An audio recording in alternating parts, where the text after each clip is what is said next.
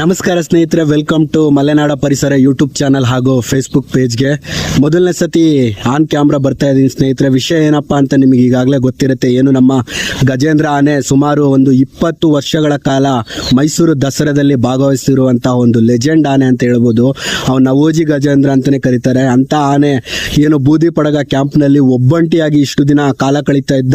ಅವನಿಗೆ ವಯೋಸಹಜ ಕಾಯಿಲೆ ಬರೋದಾಗ್ಲಿ ಅಥವಾ ಒಬ್ಬಂಟಿತನದಿಂದ ಏನಿದ್ದ ಅವನು ಕಾಡಾನೆ ದಾಳಿಯಿಂದ ಇರ್ಬೋದು, ಅದರಿಂದ ತಡೆಗಟ್ಟೋಗೋಸ್ಕರ ಅವನ್ನ ಬೇರೆ ಯಾವುದಾದ್ರೂ ಕ್ಯಾಂಪ್ಗೆ ಶಿಫ್ಟ್ ಮಾಡಿ, ಎಕ್ಸ್ಪೆಷಲಿ ಮತ್ತಿಗೋಡು ಕ್ಯಾಂಪ್ಗೆ ಶಿಫ್ಟ್ ಮಾಡಿ ಅಂತೇಳಿ ತುಂಬ ಜನ ಪರಿಸರವಾದಿಗಳು ಹಾಗೂ ಎಲ್ಲ ನಮ್ಮ ಚಂದಾದಾರರು ಹಾಗೂ ಎಲ್ಲರ ಕೋರಿಕೆ ಏನಿತ್ತು ಅದು ನಿನ್ನೆ ದಿನ ನೆರವೇರಿದೆ ಅಂತ ಹೇಳ್ಬೋದು ಸ್ನೇಹಿತರೆ. ಹೌದು, ನಮ್ಮ ಗಜೇಂದ್ರ ಆನೆಯನ್ನ ಪೂಜೆ ಮಾಡುವ ಮೂಲಕ ಅವನ್ನ ಬೂದಿ ಪಡಗ ಕ್ಯಾಂಪಿಂದ ಮತ್ತಿಗೋಡು ಆನೆ ಶಿಬಿರಕ್ಕೆ ಶಿಫ್ಟ್ ಮಾಡಿದ್ದಾರೆ ಸ್ನೇಹಿತರೆ. ಒಂದು ಖುಷಿಯ ವಿಚಾರ ಅಂತ ಹೇಳ್ಬೋದು. ಸುಮಾರು ರಾತ್ರಿ ಒಂದು 8:30-9 ಗಂಟೆ ಅಷ್ಟೊತ್ತಿಗೆ ಮತ್ತಿಗೋಡು ಕ್ಯಾಂಪ್ಗೆ ಅವನು ಸಹ ತಲುಪಿದ್ದಾನೆ ಸ್ನೇಹಿತರೆ.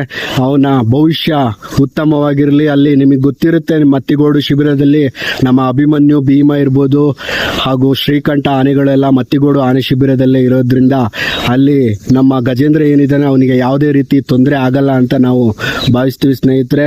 ಅವನಿಗೆ ಫ್ಯೂಚರಲ್ಲಿ ಒಳ್ಳೇದಾಗ್ಲಿ, ಅವನು ಗಜೇಂದ್ರ ಉತ್ತಮವಾದ ಆಹಾರವನ್ನೆಲ್ಲ ತಿಂದು ಆರೋಗ್ಯ ಎಲ್ಲ ಕೂಡಿ ಅವನು ಚೆನ್ನಾಗಿರ್ಲಿ ಅಂತ ಈ ಮೂಲಕ ಈ ವಿಡಿಯೋದಲ್ಲಿ ಬೇಡ್ಕೊತಿದ್ದೀನಿ ಸ್ನೇಹಿತರೆ. ಹಾಗೆ ನಮ್ಮ ಮಾನ್ಯ ಅರಣ್ಯ ಸಚಿವರಾದ ಈಶ್ವರ್ ಬಿ ಖಂಡ್ರೆ ಅವರಿಗೆ ನಮ್ಮೆಲ್ಲ ಯೂಟ್ಯೂಬರ್ಸ್ ಕಡೆಯಿಂದ ಹಾಗೂ ನಮ್ಮ ಸಬ್ಸ್ಕ್ರೈಬರ್ ಚಂದದಾರರ ಕಡೆಯಿಂದ ಹಾಗೂ ನಮ್ಮೆಲ್ಲ ಫಾಲೋವರ್ಸ್ ಕಡೆಯಿಂದ ಅವರಿಗೆ ದೇವರು ಆಶೀರ್ವಾದ ಮಾಡಲಿ.